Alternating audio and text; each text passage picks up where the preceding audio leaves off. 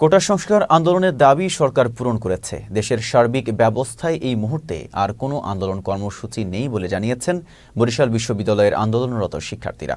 বিকেলে বিশ্ববিদ্যালয় ক্যাম্পাসে সাধারণ শিক্ষার্থী বৃন্দ ব্যানারে আয়োজিত সংবাদ সম্মেলনে এসব কথা জানান আন্দোলনের নেতারা। এ সময় তারা বলেন, কোটা সংস্কারের নামে যারা সন্ত্রাস ও সহিংসতা করেছে তাদের ঘৃণা করেন। তারা কোনো অসৎ উদ্দেশ্যের হাতিয়ার হতে চান না। দেশব্যাপী অনাকাঙ্ক্ষিত সন্ত্রাস ও সহিংসতায় কোনো শিক্ষার্থী সম্পৃক্ত ছিল না বলেও জানান তারা। পরে অবিলম্বে হল খুলে দেয়া শিক্ষার্থী ও সাধারণ কারো বিরুদ্ধে মামলা ও হয়রানি না করা, ছাত্র সংসদ নির্বাচন ও ক্যাম্পাসে নিরাপদ পরিবেশ নিশ্চিতের 4 দফা দাবি পেশ করেন আন্দোলনের নেতারা।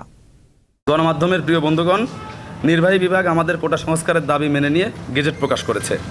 আমরা অহিংস আন্দোলনে বিশ্বাসী এবং আমরা উপরোক্ত দাবিসমূহ দ্রুততম সময়ের মধ্যে বাস্তবায়নের দাবি জানাচ্ছি। এই মুহূর্তে বিশ্ববিদ্যালয় বন্ধ এবং নানা বাস্তবতায় আমাদের এই মুহূর্তে কোনো কর্মসূচি নেই।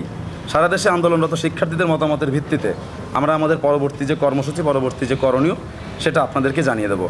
পরিশেষে আমরা খুব দৃঢ়ভাবে বলতে চাই যে সন্ত্রাস এবং সহিংসতার সঙ্গে ছাত্র আন্দোলনের কোনো সম্পৃক্ততা নেই। আপনারা জানেন, বরিশাল বিশ্ববিদ্যালয়ে যারা আমরা আন্দোলনরত শিক্ষার্থীরা রয়েছি, আমরা একদম নিয়মতান্ত্রিক উপায়ে জানমালের ন্যূনতম ক্ষতি না করে, মানে জনগণের এবং সরকারের সম্পদ মানে তো রাষ্ট্রের সম্পদ এবং জনগণের সম্পদ, এই সম্পদের ক্ষতি না করে আমরা নিয়মতান্ত্রিক উপায়ে আমাদের আন্দোলন চালিয়ে যাচ্ছিলাম। আমরা ভবিষ্যতেও আমাদের সারা দেশের যে আন্দোলনরত ছাত্র বন্ধুরা রয়েছে তাদের মতামতের উপর ভিত্তি করে আমরা পরবর্তী কর্মসূচি কী হতে পারে, কী কর্মসূচি নেওয়া যেতে পারে, সেটা আপনাদেরকে আমরা ডেকে জানাবো। আমরা খুব সুনির্দিষ্ট করে বলছি, সারা দেশের আন্দোলনরত শিক্ষার্থীদের সঙ্গে আলাপ আলোচনার ভিত্তিতে আমরা পরবর্তী কর্মসূচি ডিক্লেয়ার করব।